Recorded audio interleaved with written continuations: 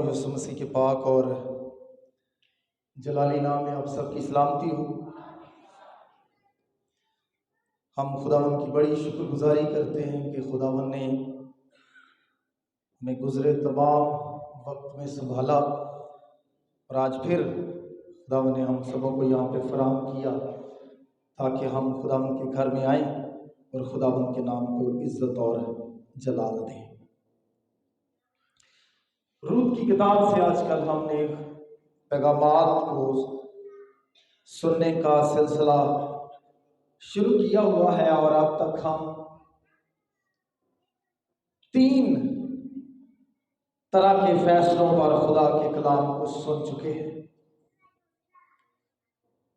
पहले पैगाम में हमने अली मलक के फैसले की बाबत सुना कि वो बैत लहम को छोड़कर मुआद के मुल्क में जाकर सुकूनत अख्तियार करता है। इसी के साथ हमने उसके बेटों के मुआदी औरतों के साथ शादियां करने के फैसले और उसके नतीजे में उनकी अमवात के बारे में सीखा। और फिर पिछले हफ्ते हमने नोमी के मुआब से यहूदा के मुल्क में वापस आने की बाबत हमने कलाम खुदा को सीखा। लेकिन आज की सुबह हम थोड़ी देर के लिए उर्फा के फैसले की बाबत खुदा के कलाम को सीखेंगे। जब हम पहली बात की 6ठी आयत से लेकर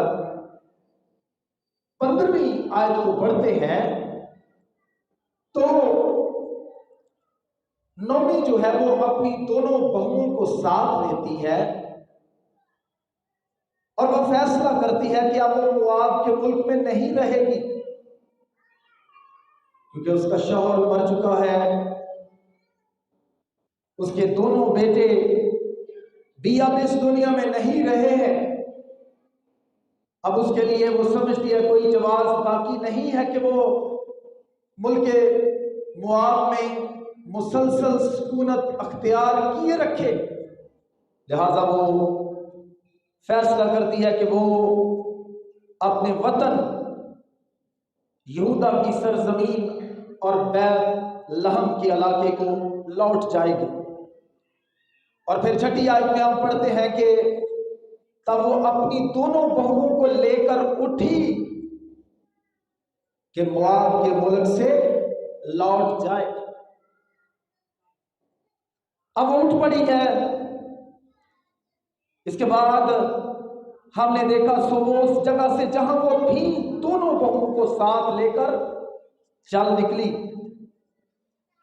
और वो सब यहूदा की सरजमीन को लौटने के रास्ता पर हो ली।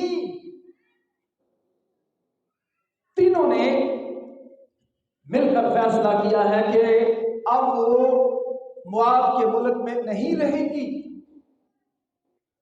अब वो यहूदा की सरजमीन बैत लहम के इलाके में जाकर जाए सुकूनत अख्तियार कर लेंगी। और ऐसा लगता है कि तीनों इस बात पर मुत्तफिक हैं। लेकिन रास्ते में चलते चलते नोमी जो है वो अपनी बहुओं से मुखातब होती है और 8वीं आयत में कहती है और नोमी ने अपनी दोनों बहुओं से कहा तुम दोनों अपने अपने मेके को जाओ जैसा कि तुमने मरहूमों के साथ और मेरे साथ किया वैसा ही खुदावंद तुम्हारे साथ मेहर से पेश आए। खुदावंद ये करे कि तुमको अपने अपने शौहर के घर में आराम मिले। मेरी बहुओं मेरी बेटियों तुम वापस चली जाओ। तुम जाकर अपने वतन में शादियां कर लो। मैं जानती हूं कि तुम्हारे शौहर जो है वो मर चुके हैं, अब तुम्हारा मेरे साथ चलने का कोई जवाब बाकी नहीं है, मैं तुम्हें मजबूर नहीं करना चाहती हूं, तुम वापस चली जाओ। जब हमारे बेटे या भाई अक्सर इस दुनिया से रहलत कर जाते हैं तो हम भी बहुत दफा ये समझते हैं कि उनकी बीवियां जो हैं, अगर उनके बच्चे नहीं हैं तो वो आज़ाद हैं, वो अपना घर आज़ादी के साथ बसा लेती हैं। और बहुत दफा अगर कोई हमारा और बेटा होता है या भाई होता है तो उसके साथ शादी कर दी जाती है। बाइबल के ज़माने में इसे लेवरेट मैरिजेस कहा जाता था। इसे इज़्दवाजे देवर या अज़्दवाजे जेठ के नाम से भी जाना जाता है। इसे लेवरेट मैरिजेस के नाम से मंसूब किया जाता है। लेकिन अब नोमी का कोई और बेटा भी नहीं है और उसका शौहर भी नहीं है कि उसके बतन से कोई बच्चा पैदा हो, और वो इन सारी बातों का तस्करा करती है और वो कहती है कि मेरे पास कोई उम्मीद नहीं है, कोई बेटा नहीं है, कोई शौहर नहीं है, तुम वापस चली जाओ। पहले तो उनको दुआ देती है, दरखास्त करती है कि तुम वापस चले जाओ। कलाम में लिखा है नामी आयत के आखिरी हिस्सा में, तब उसने उनको चूमा और वो चिल्ला चिल्ला कर रोने लगी। तब उसने नोमी ने अपनी बहुओं को चूमा और वो चिल्ला चिल्ला कर रोने लगी। फिर उन दिनों उन दोनों ने उससे कहा, नहीं, हम तेरे साथ लौटकर तेरे लोगों में जाएंगी नहीं। वो अपनी सास से कहने लगी, नहीं, हम तेरे साथ तेरे वतन में, तेरे लोगों में तेरे साथ जाएंगी और हम तुझे नहीं छोड़ेंगी। बात अभी खत्म नहीं हुई, गुफ्तगू जारी है। नोमी ने कहा, अरे मेरी बेटियों लौट जाओ, मेरे साथ क्यों चलो, क्या मेरे रहम में और बेटे हैं जो तुम्हारे शौहर हों? अरे मेरी बेटियों लौट जाओ, अपना रास्ता लो, क्योंकि मैं ज्यादा बुढ़िया हूँ, शौहर करने के लायक नहीं। अगर मैं कहती कि मुझे उम्मीद है, बल्कि आज रात मेरे पास शौहर भी होता और मेरे लड़के पैदा होते, तो भी क्या तुम उनके बड़े होने तक इंतजार करती और शौहर कर लेने से बाज रहती? नहीं मेरी बेटियों, मैं तुम्हारे सबब से ज्यादा दिलगीर हूं, वापस चली जाओ, वापस चली जाओ।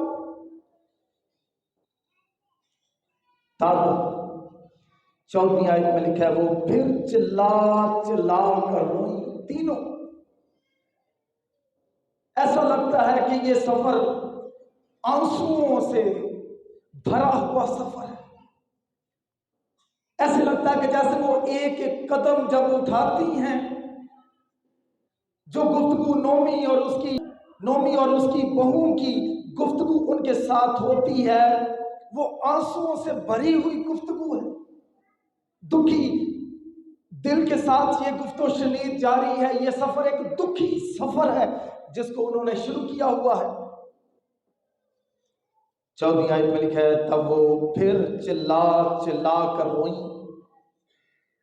और उर्फा ने अपनी सास को चूमा, पर रूत उससे लिपटी रही।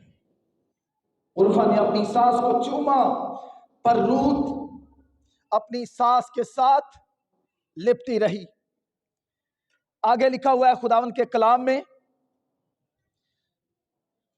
15वीं आयत में, तब उसने कहा, देख, तेरी जेठानी अपने कुंबे और अपने देवता के पास लौट गई, तू भी अपनी जेठानी के पीछे चली जा।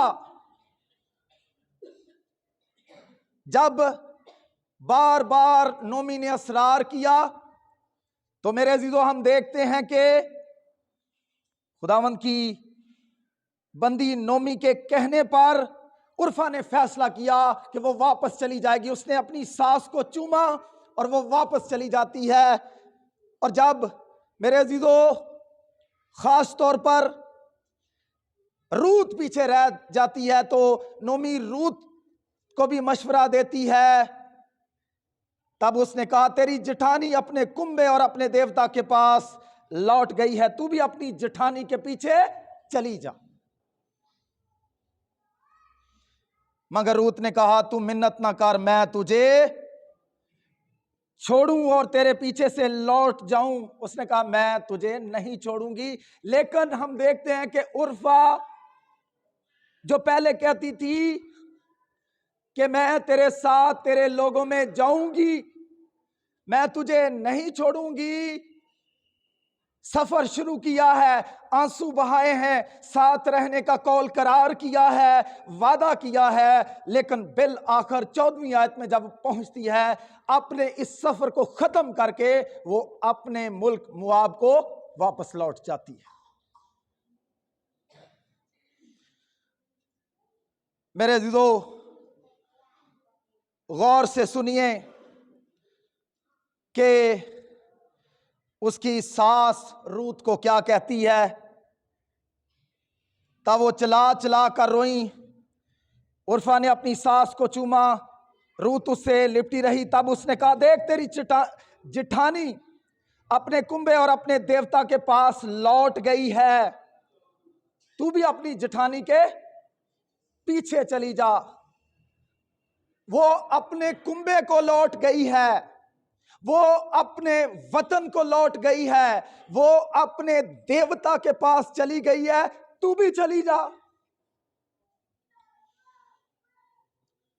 मेरे अजीजों, आज की सुबह जब हम खुदावंद के कलाम को सुनने के लिए आए हैं तो मैं ये बताना चाहता हूं कि बहुत दफा बाइबल मुकद्दस के जो आलम हैं वो उर्फा के फैसले को कुछ लोग कहते हैं शक की निगाह से नहीं देखना चाहिए, मगर बहुत सारे खुदा के खादम ये कहते हैं कि उसने एक गलत फैसला लिया, उसको ऐसा नहीं करना चाहिए था।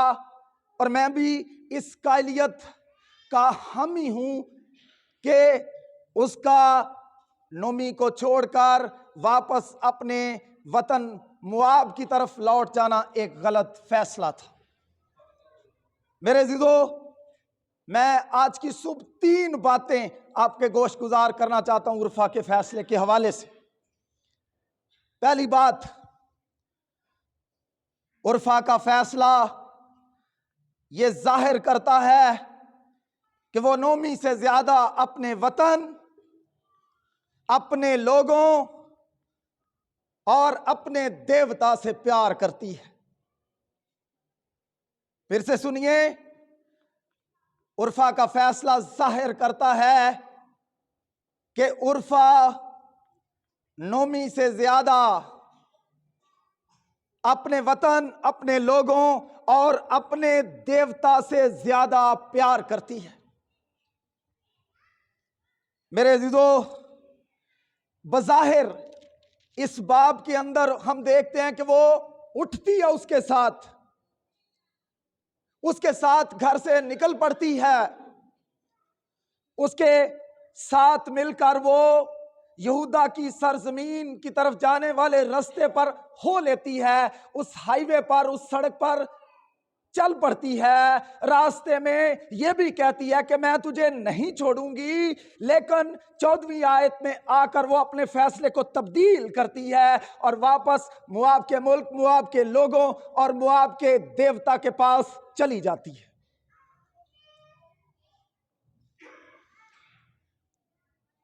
उर्फा का फैसला जाहिर करता है वो नोमी से ज्यादा अपने वतन, लोगों और देवता से प्यार करती है।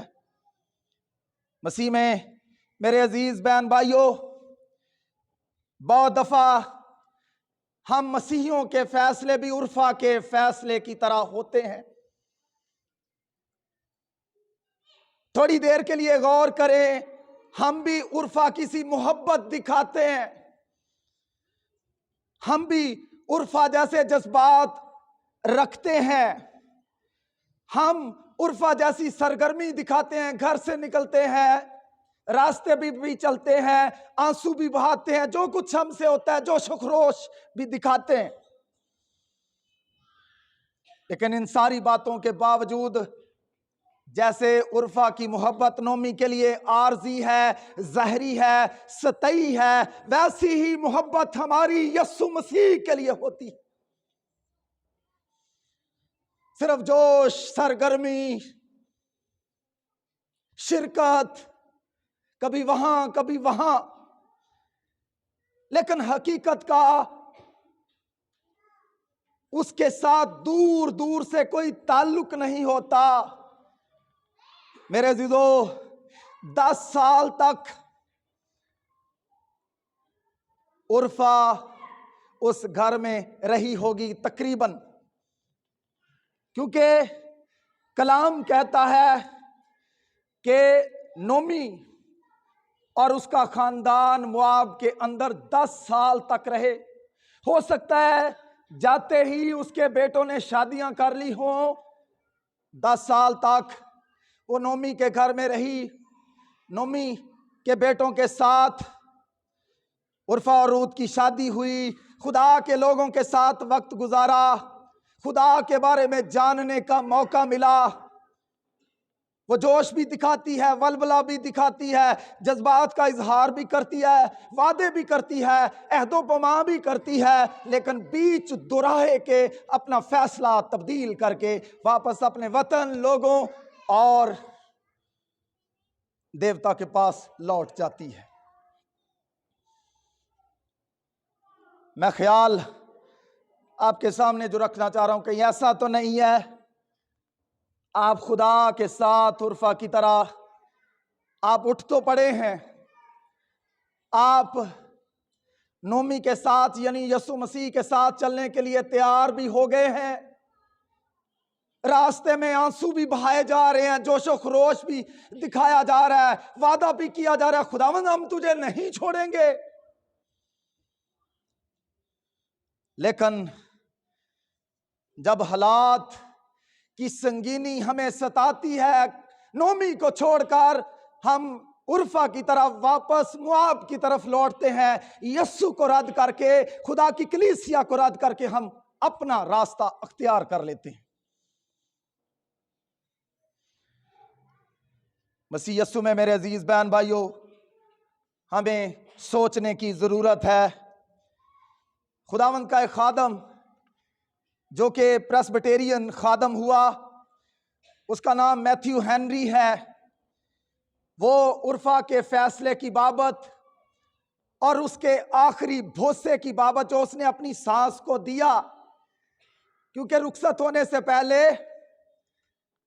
उर्फा ने अपनी सास का भोसा लिया था, उसको चूमा था।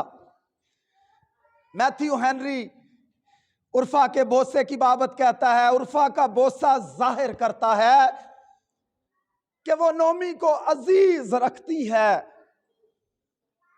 और उससे अलग हो जाने पर रंजीदा भी है, क्योंकि वो ज़ारो कतार चला चला कर रोती है, लेकिन फिर भी वो नोमी से इतना प्यार नहीं करती जितना कि वो अपने मुल्के मुआब से करती है। बहुत से लोग, मैथ्यू हेनरी कहता है, इसी तरह से मसीह की कदर तो करते, उससे प्यार भी दिखाते हैं, मगर उसकी निजात से महरूम रहते हैं, क्योंकि उनके दिल उसके लिए दूसरी चीजों को तर्क करने पर आमादा नहीं होते।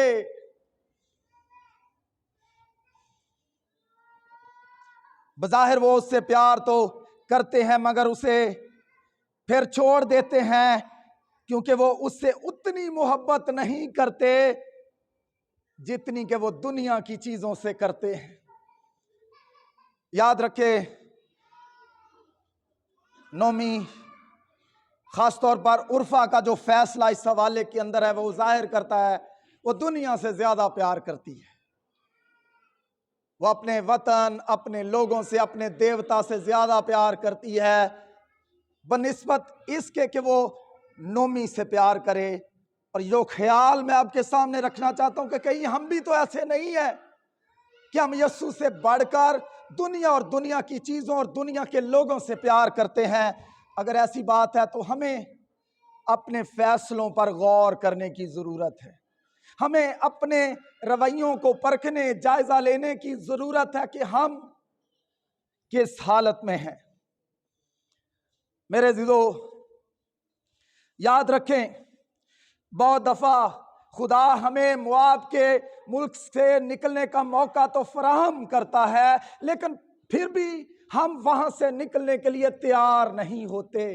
खुदा ने एक अजीब बहाना बनाया था, अपनी परवरदिगारी के तहत उसके लिए एक रास्ता खोला था कि वो मुआब को तरक करे और यहूदा की सरजमीन बैत लहम के इलाके को लौट जाए।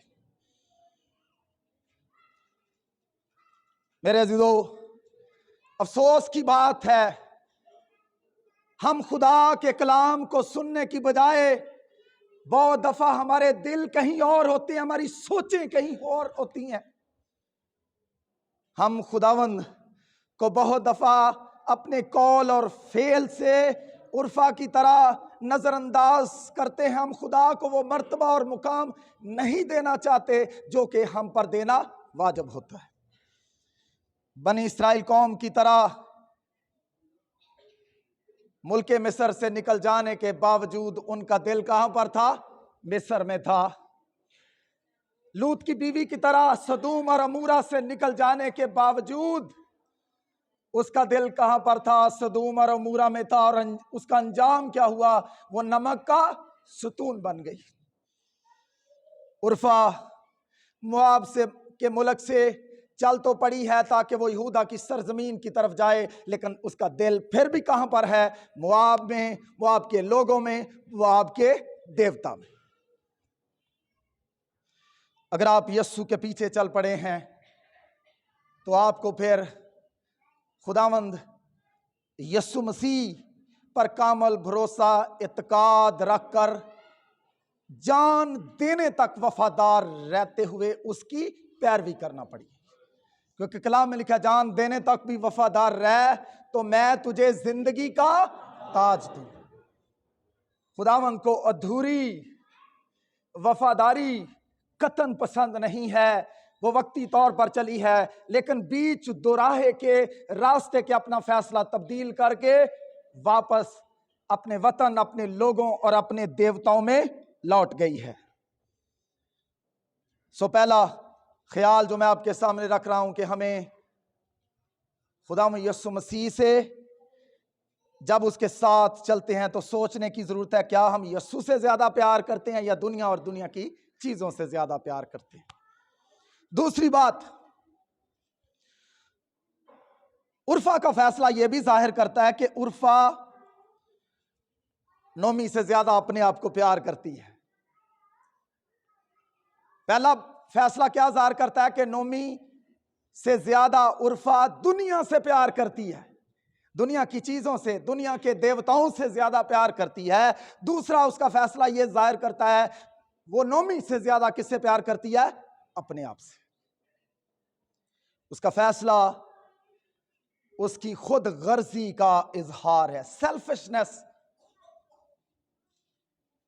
वो अपने बारे में सोच रही है, मैं अगर आज यहां से लौट जाती हूं, मैं मोआब के मुल्क में जाऊंगी, शादी करूंगी, मेरे बच्चे होंगे, मैं अपना घर बसाऊंगी।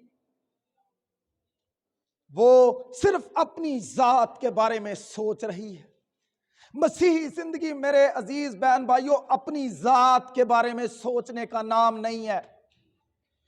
मसीही जिंदगी हमें दूसरों के बारे में, दूसरों की फिक्र करने के बारे में सिखाती है। मेरे अजीजों, क्या उर्फा के लिए लाजम नहीं था कि वो अपनी सास के बारे में सोचे?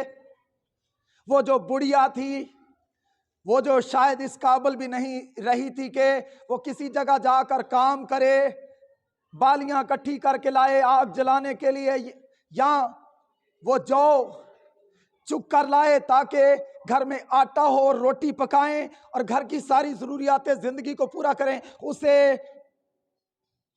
अपनी सास की कोई परवाह नहीं है। उसे किसकी परवाह है? अपनी। सेल्फ सेंटर्डनेस, सेल्फिशनेस, खुद गर्जी। मसीही जिंदगी हमें अपनी जात का इनकार करना सिखाती है। अगर कोई मेरे पीछे आना चाहे तो वो अपनी खुदी से इनकार करे। यीशु मसीह की पैरवी इस बात का तकाजा करती है हर एक ईमानदार से कि हमें अपनी जात का क्या करना है? इनकार करना है। कलाम में लिखा है, जब तक गेहूं का दाना मर नहीं जाता वो फल नहीं लाता। उर्फा को अपनी जात के खौल से निकलकर अपने पड़ोसी यानी नोमी से मोहब्बत रखने की जरूरत थी, क्योंकि कलाम में शरीयत जो है उसका खुलासा दो अहकाम के अंदर पाया जाता है कि तू खुदावंद अपने खुदा से अपने सारे दिल, अपनी सारी जान, अपनी सारी ताकत और अपनी सारी अकल से मोहब्बत रख, और दूसरा इसकी मानद यह कि तू अपने पड़ोसी से अपनी मानद मोहब्बत रख। उसका पड़ोसी कौन था? नोमी, उसकी सास उसकी पड़ोसी थी। अफसोस के साथ बहुत दफा बहुएं जो हैं वो अपने बारे में सोचती हैं, अपने शौहरों के बारे में सोचती हैं, अपने बच्चों के बारे में सोचती हैं, लेकिन उन्हें खुद गर्ज नहीं होना चाहिए, क्योंकि आगे जाकर हम देखते हैं कि रूत जो है वो अपने बारे में नहीं सोचती है। वो किसके बारे में सोचती है? वो अपनी सास के बारे में। मेरे अज़ीज़ों, सो उर्फा का फैसला पहली बात जाहिर करता है वो दुनिया से मोहब्बत रखती है। दूसरा उसका फैसला ये जाहिर करता है कि वो नोमी से ज्यादा, अपने पड़ोसी से ज्यादा, अपनी सास से ज्यादा किससे मोहब्बत रखती है? अपनी जात से। आज खुदा के कलाम से हमने ये भी सीखना है कि हमने अपनी जात से मोहब्बत नहीं रखनी, हमने दूसरों से भी क्या करनी है? मोहब्बत करनी। सास ससुर को मुश्किल और परेशानी में देखकर उर्फा की तरह छोड़कर चले नहीं जाना। जो कुछ हम कर सकते हैं उनकी मुश्किल में, उसकी परेशानी में हमें करना है, क्योंकि कलाम में लिखा है तू अपने माँ और अपने बाप की इज्जत कर ताकि तेरी उम्र उस मुल्क में दराज हो जो खुदावंद तेरा खुदा तुझे देता। इससे मुराद सिर्फ हमारे अपने माँ बाप ही नहीं है बल्कि सास ससुर भी है, क्योंकि उर्दू में तो ठीक है सास है, खुशदामन का भी लफ्ज इस्तेमाल हुआ है सास के लिए। अंग्रेजी में हम कहते हैं मदर इन लॉ, यानी वो हमारी कानूनी तौर पर क्या होती है? माँ होती है। सिर्फ अपनी माँ हुई को माँ नहीं समझना बल्कि अपनी सासों को भी क्या समझना है? माँ समझना है। अपने ससुरों को जो कि फादर इन लॉ होते हैं उनको बाप का मुकाम देना है। और उर्फा इस हिस्से में हमें खुद गर्जी का शिकार नजर आती है। वो अपने बारे में, अपने मुस्तकबिल के बारे में सोच रही है, लेकिन उसे अपनी सास की, अपने पड़ोसी की कोई परवाह नहीं है जो कि जरूरतमंद है, मुश्किल की हालत में। कुछ लोग कहते हैं क्या बुराई की है उसने, उर्फा ने? उसकी सास ने खुद कहा है कि तू वापस चली जाओ, शादियां करो, क्या हो गया? कोई बात नहीं है अगर उसने वापस जाने का फैसला किया है। इसका जवाब जो मैं देना चाहता हूं वो ये है, उर्फा का फैसला ये जाहिर करता है, खास तौर पर उर्फा जब वापस जाती है तो लोग कहते हैं कि उर्फा को मूर्द इल्जाम नहीं ठहराना चाहिए, उसने तो अपनी सास की बात मानी है। इसलिए अगर आप ये कहते हैं कि उसने अपनी सास के साथ मोहब्बत नहीं दिखाई, खुद गर्जी का इजहार किया है, तो ये मुनासिब नहीं है। इसके लिए तो उसने वही किया जो उसकी सास ने कहा है। मैं ये कहना चाहता हूँ, जो कुछ नोमी अपनी दोनों बहुओं को कह रही है वो इसलिए कह रही है कल को कोई नोमी को कसूरवार ना ठहराए कि उसने उनको जिंदगी में आगे बढ़ने का मौका नहीं दिया या अपनी बहुओं को क्या किया है, गुलाम बनाकर रख लिया है। बाइबल में जब भी नोमी की बात की जाएगी तो उसकी तारीफ की जाएगी कि उसने उनको अख्तियार दिया था कि वो जाएं और वो क्या कर लें, शादियां कर लें, लेकिन उसने अपना हक अदा कर दिया। क्या उर्फा पर वाजिब नहीं था कि वो अपनी जात से निकलकर अपनी सास के बारे में भी सोचती? उसका फैसला ये जाहिर करता है कि वो अपनी जात से ज्यादा मोहब्बत करती है। मसीही जिंदगी अपनी जात का इनकार करने का नाम और दूसरों से मोहब्बत करने का दर्स देती है। तीसरी बात, उर्फा के फैसले से ये जाहिर होता है कि उसे मसीही रफाकत शराकत की अहमियत का कोई एहसास नहीं है कि ये किस कदर अहम है। रफाकत शराकत एक बहुत कीमती चीज है। कलाम में लिखा है, एक से बेहतर दो, जब एक गिरेगा तो दूसरा उसे क्या करेगा, उठा खड़ा करेगा, और दोनों की मेहनत से एक दूसरे को बड़ा फायदा होगा। उर्फा ने यह सोचा नहीं अगर मैं वापस जाती हूं मैं तो अकेली रह जाऊंगी, मैं तो अपनी सास की रफाकत को खो दूंगी, मैं तो अपनी बहन रूत की रफाकत को खो दूंगी, अपनी देवरानी रूत की रफाकत को खो दूंगी।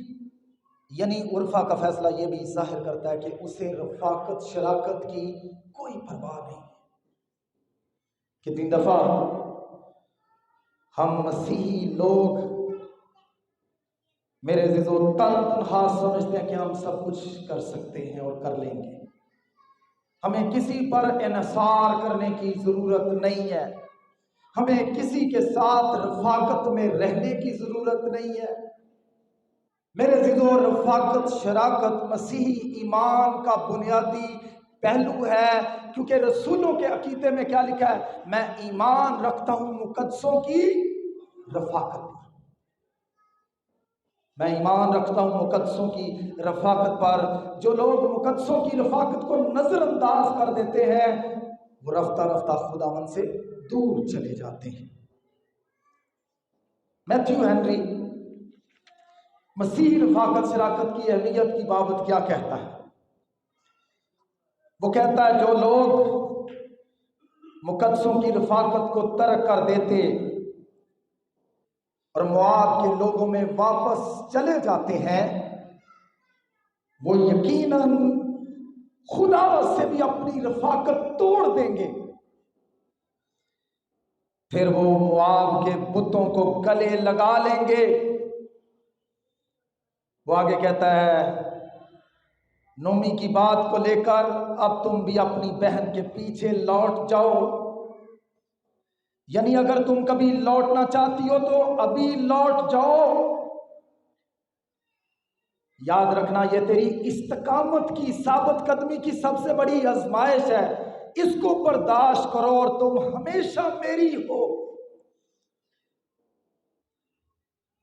मैथ्यू हेनरी आगे चलकर कहता है, उर्फा किसी बगावत जैसे जराइम का होना जरूरी है, उर्फा किसी बगावत जैसे जराइम का होना जरूरी है ताकि वो लोग जो कामल और मुखलस है जाहिर हो जाएं, जैसा कि रूत के सिलसिले में हम देखते हैं। अगर उर्फा कभी वापस ना लौटती तो कौन रूत को भी याद रखता, कौन रूत को भी कदर की निगाह से देखता। इसलिए वो कहता है, उर्फा किसी बगावत जैसे जराइम का होना जरूरी है ताकि वो लोग जो कामिल और मुखलस है जाहिर हो जाए। कौन जाहिर हो गया? रूत जाहिर हो गई। मेरे अज़ीज़ों, जो ख्याल आज मैं आपके सामने रखना चाहता हूं वो ये है, जब हम खुदावंद के साथ चल पड़ते हैं तो हमें दुनिया के साथ मोहब्बत नहीं रखनी, दुनिया की चीज़ों के साथ, दुनिया के लोगों के साथ हमें फिर खुदावंद के साथ वफादारी के साथ चलना है। हमें दूसरी बात अपने आप से मोहब्बत नहीं रखनी बल्कि खुदावंद से मोहब्बत रखनी है। और तीसरी बात, हमें मसीही रफ़ाकत शराकत की अहमियत को अपनी ज़िंदगियों में कभी भी नज़रअंदाज नहीं करना है। अगर हम चर्च से, खुदा के लोगों की रफ़ाकत से दूर हो जाएंगे तो हम यकीनन जिस तरह वो अपने देवता के पास लौट गई, खुदावन से दूर हो गई। हालांकि खुदावन का एक खादम कहता है 10 साल तक वो तकरीबन अपनी सास नोमी के घर में रही और वो खुदा का खादम कहता है वो दरअसल जब उसकी शादी हुई तो वो यहूदी बन गई थी। यानी यहूदी बनना, नौमरीद यहूदी बन के यहूदी घराने में रहने के जरिए से उसे बार बार खुदा का कलाम सुनने का मौका मिला। बार बार नोमी के मुंह से भी हम खुदा, खुदावंद, कादरे मुतलक जैसे अल्फाज को बार बार सुनते हैं, लेकिन इसके बावजूद वो क्या हो गई? लौट गई। कहीं ऐसा तो नहीं हम बार बार, खुदावंद हमें अपॉर्चुनिटीज देता है, मौके देता है खुदा के कलाम को ज्यादा से ज्यादा सुने। बहुत दफ़ा हम अपने जज्बात भी खुदावंद के लिए दिखाते हैं, लेकिन फिर भी हम खुदावंद को तर्क करके दूसरी राह अख्तियार कर लेते हैं। आज यही ख्याल आपके सामने रखना चाहता हूँ। जब आपने खुदा के साथ चलने का अहद किया है, फिर दुनिया से, दुनिया की चीज़ों से मोहब्बत न रखें, ना अपनी ज़ात से मोहब्बत रखें। मसीह रफ़ाकत शराकत को अपनी ज़िंदगी में अव्वलीन दर्जा और मुकाम दें। आप रूहानी तौर पर तरक्की करेंगे।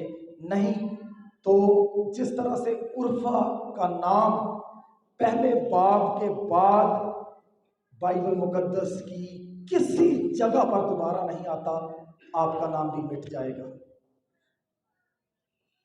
जिस दिन उर्फा ने यह फैसला किया कि वो मोआब को लौट जाएगी, उस दिन के बाद बाइबल में पहले बाब की 14वीं आयत के बाद उर्फा का नाम पूरी बाइबल में कहीं नहीं आता। जो लोग उर्फा की तरह नोमी को छोड़ देते हैं, या जो लोग खुदा यीशु मसीह के साथ चलकर, उसके साथ रहकर उसको छोड़ देते हैं, उनका नाम भी हमेशा के लिए क्या हो जाएगा? मिट जाएगा। खुदावंद आपको फजल बख्शे कि जब आपने खुदावंद के साथ चलना शुरू किया है, अपने मसीह घराने में पैदा हुए हैं, आपका बपतिस्मा हुआ है, खुदावंद के घर में आते हैं, शायरबानी में शरीक होते हैं, मसीह कामों में बढ़ चढ़ कर हिस्सा लेते हैं, तो फिर वफादारी के साथ जब चल निकले हैं तो फिर चलते चले जाएं। खुदावंद आज के कलाम की वसीले से सबको थैंक यू।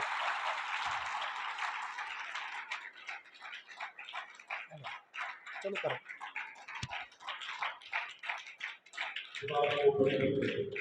मेरे अजीजों, एक एक जो कलाम का